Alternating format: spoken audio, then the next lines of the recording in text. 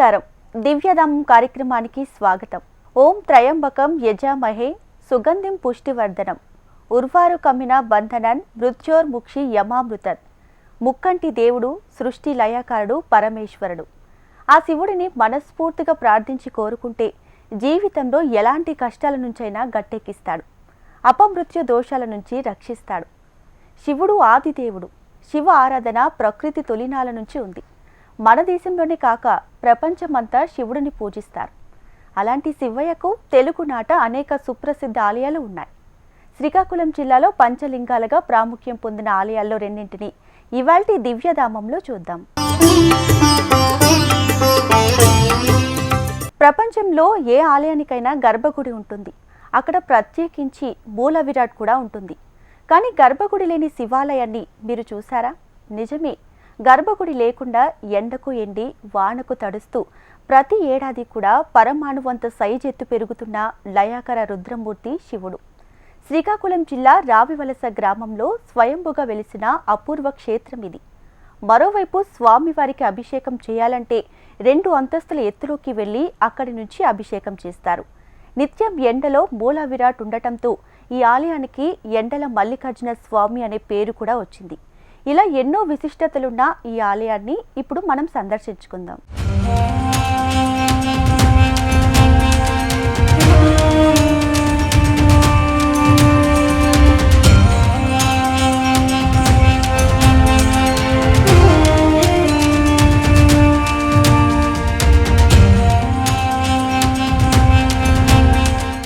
ఓం తత్పురుషాయ విద్మహే మహాదేవాయ ధీమహి తన్నో రుద్రః ప్రచోదయాత్. అరుదైన చారిత్రక సంఘటనలకు, ఆధ్యాత్మిక విగ్రహాలకు నెలవు సిక్కోలు నేల.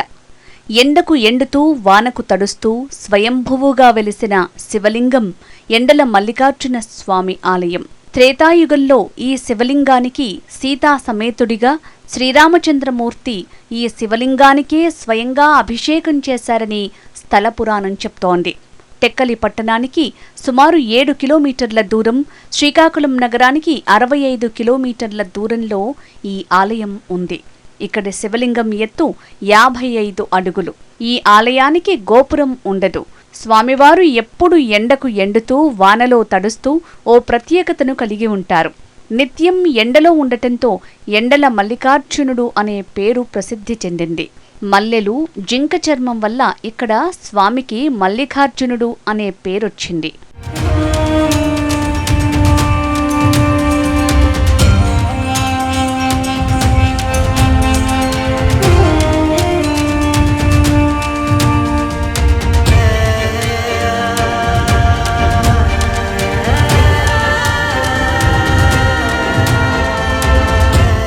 ఆంధ్రప్రదేశ్, ఒడిశా రాష్ట్రాలలో ప్రముఖ శివాలయంగా వెలుగొందుతున్న రావివలస క్షేత్రంలో మల్లికార్జున స్వామి విశిష్ట దైవం. స్వామిని మొక్కుకుంటే ఎలాంటి కోరికలైనా నెరవేరుతాయని ప్రతీతి. మల్లికార్జున స్వామిని మొక్కుకొని 21 వారాల పాటు నిష్ఠగా ఉండి 21 వారాల పాటు ప్రతి సోమవారం క్రమం తప్పకుండా స్వామి దర్శనం చేసుకుని అభిషేకాలు నిర్వహిస్తే జీవితంలో అద్భుతాలు జరుగుతాయని భక్తుల ప్రగాఢ విశ్వాసం. రావివలస క్షేత్రం ప్రతి సోమవారం భక్తులతో రద్దీగా ఉంటుంది. ఇక కార్తీక, మాఘ, వైశాఖ, శ్రావణ మాసాల్లో భక్తులతో మరింత సందడిగా ఉంటుంది. స్వామివారి కోసం చుట్టుపక్కల గ్రామాలు, ఒరిస్సా ప్రజలు కూడా ఇక్కడికి వస్తుంటారు. ఇక్కడ ఆంధ్ర, ఒడిశా సాంప్రదాయాలలో పూజలు కూడా నిర్వహిస్తారు. ఇక్కడ ఉండే పుష్కరిణి సీతమ్మ కోనేరు అని పిలుస్తారు. ఈ పుష్కరిణిలో స్నానం చేస్తే చర్మ వ్యాధులు నయమవుతాయని నమ్ముతారు. భక్తులు భారీగా తరలివచ్చి ఈ సీతమ్మ కోనేరు స్నానం ఆచరిస్తారు. ప్రతి ఏడాది కార్తీక మాసంలో ఇక్కడ కల సీతాకుండంలలో స్నానం చేసి భక్తితో స్వామిని కొలిస్తే దీర్ఘ రోగాలు పోతాయని, మోక్షం లభిస్తుందని భక్తులు ప్రగాఢంగా నమ్ముతారు.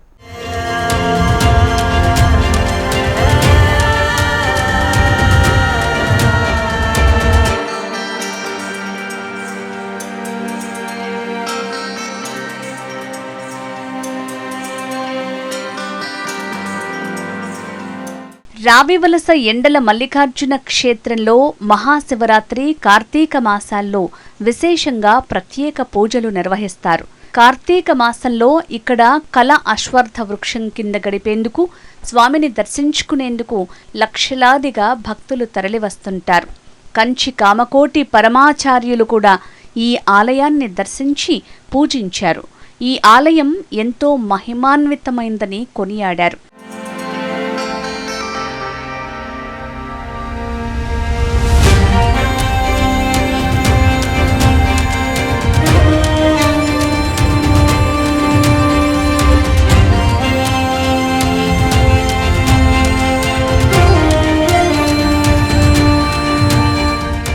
రావివలస క్షేత్రంలో కోనేటిలో స్నానమాచరించి, అరటి దొప్పలలో, ఎండు కొబ్బరి చిప్పలలో, కమలాపండ్ల తొక్కలలో నెయ్యి కట్ట ఒత్తుల దీపాలను కోనేరులో వదిలి, సల్లగా చూడు ఎండల మల్లన్న, ఈ ఏడాది మమ్ము కాపాడు, మల్లేడు వస్తాం అంటూ తమదైన స్థానిక స్లాంగ్లో మొక్కుకోవటం మనకు కనిపిస్తుంది.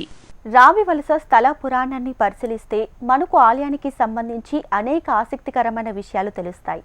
శ్రీరామచంద్రుడు రావణ సంహారం తర్వాత లంక నుంచి అయోధ్యకు వెళుతూ సతీ సమేతంగా రావివలస అరణ్య ప్రాంతంలో సుమంత పర్వతంపై విడిది చేశారని స్థల పురాణం చెబుతుంది. శ్రీరాముని అనుచరంగణంలో వైద్యుడైన సుసేనుడు ఇక్కడి వనమూలికలు, ఔషధ మొక్కల్ని చూచి ఆశ్చర్యపోవడమే కాక రోగాల బారిన పడిన స్థానికులను చూసి చెలించి ప్రజలను రోగపీడితుల నుండి విముక్తి కలిగించాలని, తద్వారా శివ సాన్నిహిత్యం పొందాలని నిశ్చయించుకున్నారు. ఇక్కడే ఉండిపోవాలనుకొని తన కోరికను శ్రీరామునికి తెలిపి అనుమతి తీసుకున్నాడు. సుసేనుడు కోరికను మన్నించిన శ్రీరాముడు అతడిని ఆశీర్వదించి తాను తన అనుచరంగంలో అయోధ్యకి వెళ్ళిపోయాడు. ఈ పర్వతంపై సుసేనుడు ఘోర తపస్సుని ప్రారంభిస్తాడు.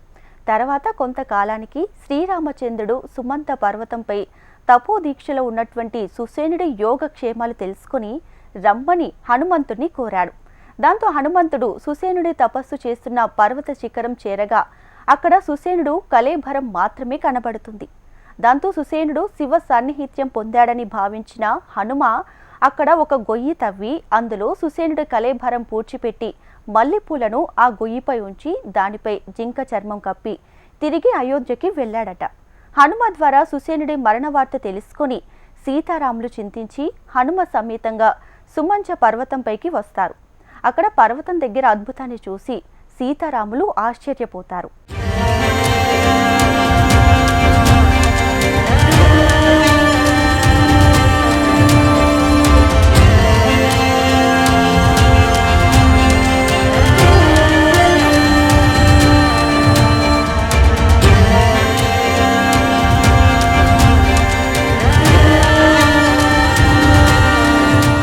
శ్రీరాముడికి సుషేనుడి కళేభరం చూపించటానికి హనుమజింక చర్మం తొలగించి చూడగా అక్కడ శివలింగం ఉంది. దానిపై మల్లెపూలు కూడా ఉండటాన్ని చూసిన సీతారాములు తన్మయత్వం చెంది సీతాసమేతంగా పక్కనే ఉన్న కొలనులో స్నానం చేసి ఆ శివలింగానికి పూజ చేశారు. దాంతో ఆ శివలింగం పెద్దగా పెరుగుతూ ఆ ప్రాంతంలోని ఔషధ సువాసనలతో గాలి శివలింగాన్ని తాకగా ప్రచండ పవనాలుగా మారి ఆ గాలి వీచినంత మేర రోగపీడితులైన ప్రజల రోగాలు హరించుకుపోయాయని స్థల పురాణం చెప్తోంది. ఈ శివలింగంలో దివ్య తేజస్సు రావటం గమనించి శ్రీరాముడు ఈ శివలింగానికి గుడి కడదామని భావించినా అది అంతకంతకు పెరుగుతుండటంతో ఆ ప్రయత్నం విరమించుకున్నారు. అలా ఆ శివలింగం పెరిగి పెరిగి మహాలింగంగా ఏర్పడింది. మల్లెపూలతో కప్పబడిన జినం అనగా చర్మంతో కప్పబడి ఉన్నందున ఈ స్వామికి మల్లికార్జున స్వామిగా పేరొచ్చింది. కాలక్రమంలో ఈ పేరు మల్లికార్జున స్వామిగా స్థిరపడింది. శ్రీకాకుళం జిల్లా టెక్ల మండలం రావివలస గ్రామంలో వేయించేసి ఉన్న శ్రీ శ్రీ శ్రీ ఎండల మల్లికార్జున స్వామివారి దేవస్థానం ఇది. ఇక్కడ ఏంటంటే స్వామివారి స్వయంభూగా భారతదేశంలో అతిపెద్ద శివలింగంగా ఇక్కడ వెలిసి ఉన్నారు. ఇక్కడ ఏంటంటే ఈ కార్తీక సోమవార అంటే కార్తీక మాసం ఉత్సవాల సందర్భంగా ఈ సంవత్సరం 4 సోమవారాలు ఇక్కడ పడ్డాయి.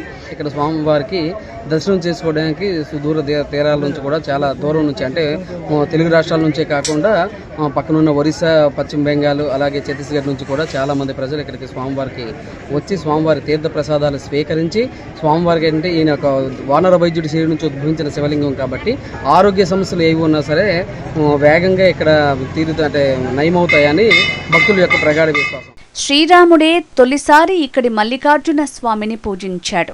అంతేకాదు ద్వాపర యుగంలో పాండవుల వనవాస సమయంలో ఇక్కడికి వచ్చి సీతారాములు స్నానం చేసిన సీతకుండగా పిలువబడే కొలనులో స్నానం చేసి స్వామివారికి అర్చన అభిషేకాలు చేసి కొంతకాలం పాటు ఇక్కడ గుహలో ఉన్నారని స్థల పురాణం చెప్తుంది. సీతకుండలో స్నానం చేసి స్వామివారిని దర్శించటం వల్ల దీర్ఘకాలిక వ్యాధులు, చర్మ సంబంధిత రోగాలు, అనారోగ్య సమస్యలు తొలగిపోతాయని భక్తుల విశ్వాసం. అంతేకాదు మల్లికార్జునుడు పంటల దేవుడు. ఈ దైవాన్ని దర్శిస్తే చాలు పంటలు వేస్తే సమృద్ధిగా పండుతాయని ప్రజల నమ్మకం. ఈ స్వామిని సేవిస్తే చాలు కోరికలన్నీ తీరుతాయని, అంతేకాదు ముక్తిని, జీవన్ముక్తిని, భక్తిని, శక్తిని ప్రసాదించే దైవమని భక్తులకు ప్రగాఢ విశ్వాసం.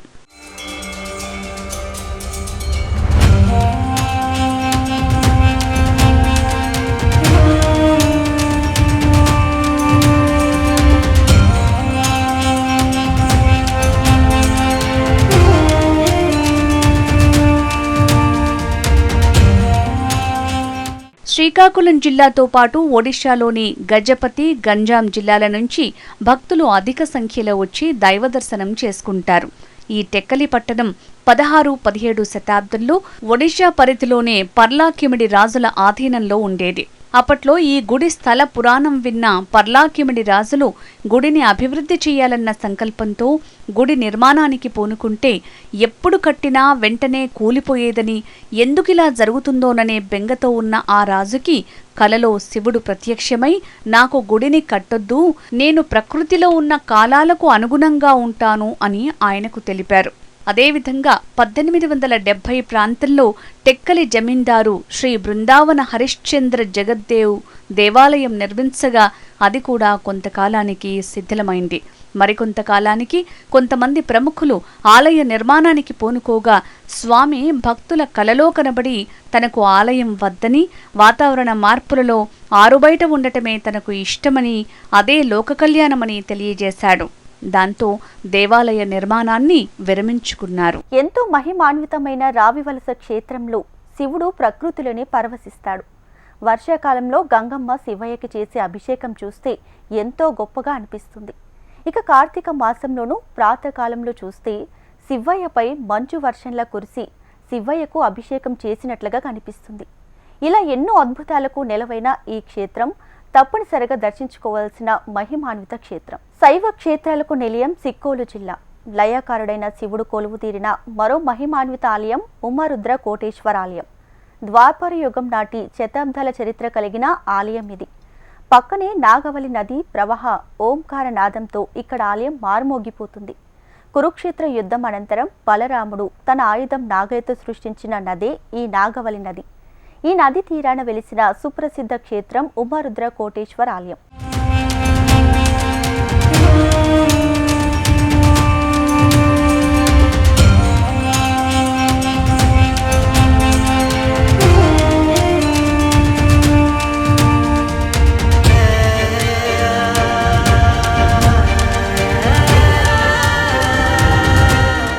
శ్రీ ఉమారుద్ర కోటేశ్వర స్వామి ఆలయం శ్రీకాకుళం నగరంలోని ఒక ప్రాచీన దేవాలయం. ఈ ఆలయాన్ని బలరాముడు నిర్మించినట్లు స్థల పురాణం ద్వారా తెలుస్తోంది. శ్రీకాకుళం గుడి వీధిలో ఈ ఆలయం ఉంది. ఈ ఆలయంలోని కోటేశ్వర స్వామి భక్తజన కోటికి అభయప్రదాతగా విలసిల్లుతున్నారు. దేవతలే అర్చించిన మహిమాన్విత ఆలయం ఇది. ద్వాపర యుగం నాటి ఈ పురాతన ఆలయంతో పాటు మరో 4 ఆలయాలను కూడా బలరాముడు ప్రతిష్ఠించినట్లు చరిత్ర చెప్తోంది. ఈ ఆలయానికి తెలుగు రాష్ట్రాల నుంచే కాకుండా ఒడిశా, బెంగాల్ నుంచి కూడా భక్తులు అధికంగా వస్తారు. ఇక్కడ శనీశ్వర మండపంలో ప్రత్యేక పూజలు నిర్వహిస్తారు.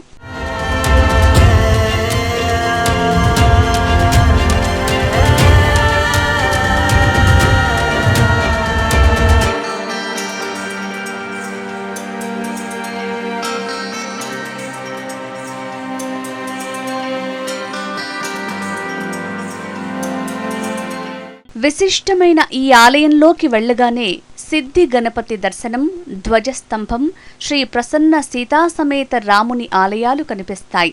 రాముని ఎడమతొడపై సీతమ్మవారు కూర్చున్నట్లు ఏకశిలతో దర్శనమిస్తుంది. ఈ ఆలయానికి ఈ విగ్రహం ప్రత్యేక ఆకర్షణగా నిలుస్తుంది. ఇవే కాకుండా ఆంజనేయ స్వామి ఉపాలయం కూడా ఈ కోటేశ్వర ఆలయంలో ఉన్నాయి. ఆలయ ముఖ మండపంలో పర్వతాకారంలో నందీశ్వరుడు మోకరిల్లుట చూస్తాం. నందిని చూసిన వెంటనే రుక్మిణి సత్యభామ సమేత శ్రీ వేణుగోపాలస్వామి ఆలయంలోని ఎడమ కుడిపక్కల గల శృంగేశ్వరుడు భృంగేశ్వరులు దర్శనమిస్తారు. శ్రీ ఉమారుద్ర కోటేశ్వర మహాలింగమూర్తిని నిత్యాభిషేకాలతో ధూపదీప నైవేద్యాలతో పాటు అనేక కైంకర్యాలు కూడా నిర్వహిస్తారు. ఇక్కడ వంశపారంపర్యంగా వస్తున్న ఆరవల్లి వంశస్థులు ప్రత్యేక బాధ్యతలు తీసుకున్నారు. ఇక్కడ బ్రాహ్మణులతో పాటు దమ్మర కులస్థులు కూడా పూజల్లో పాల్గొంటారు. వారే ఈ ఆలయాన్ని తెల్లవారుజామునే తెరుస్తారు. ఇక్కడ ఆలయ క్లీనింగ్ అంతా దమ్మర కులస్థులే నిర్వహిస్తారు.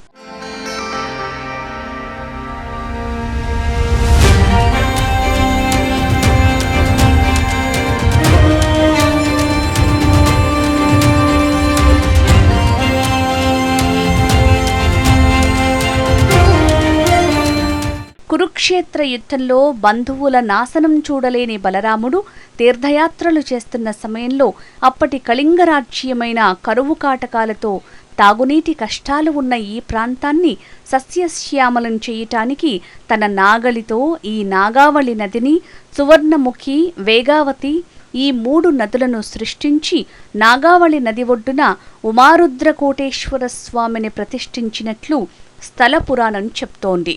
ఈ 3 నదుల సంగమమే పాలకొండ మండల కేంద్రం వద్ద సంగమం.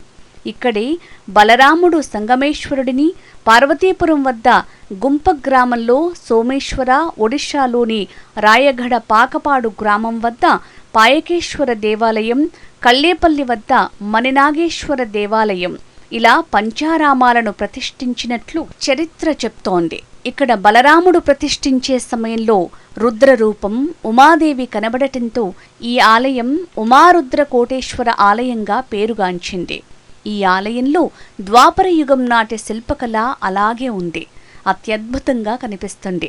ఇక్కడ ఉన్న ఈ ఉమారుద్ర కోటేశ్వర ఆలయానికి శ్రీకాకుళం జిల్లాలోని మరో పుణ్యక్షేత్రం అరసవల్లి క్షేత్రానికి ఓ ప్రత్యేక సంబంధం ఉంది. ఈ బలరాముడు ప్రతిష్ఠించిన ఆలయానికి సాక్షాత్తు ఇంద్రుడే వచ్చినట్లు స్థల పురాణం ద్వారా తెలుస్తోంది.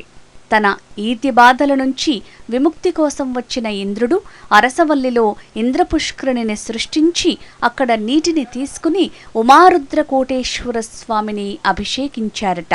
ఇంత గొప్ప క్షేత్రమిది.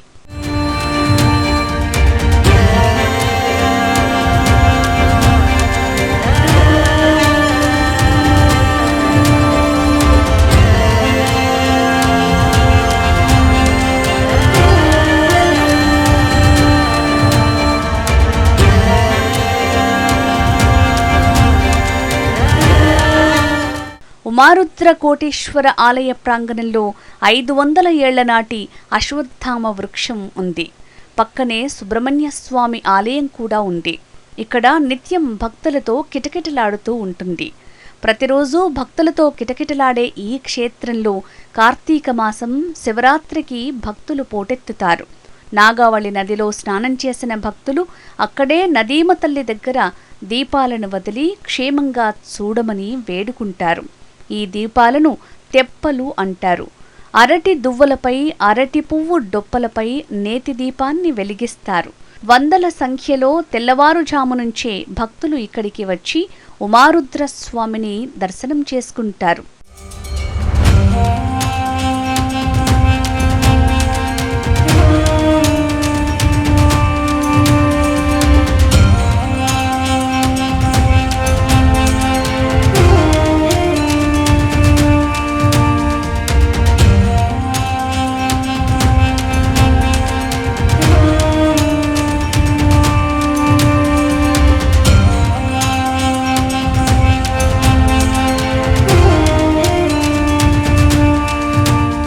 చూశారుగా విశిష్టమైన శ్రీకాకుళం జిల్లాలోని శైవ క్షేత్రాలని, వాటి విశేషాలను తెలుసుకున్నారు కదా.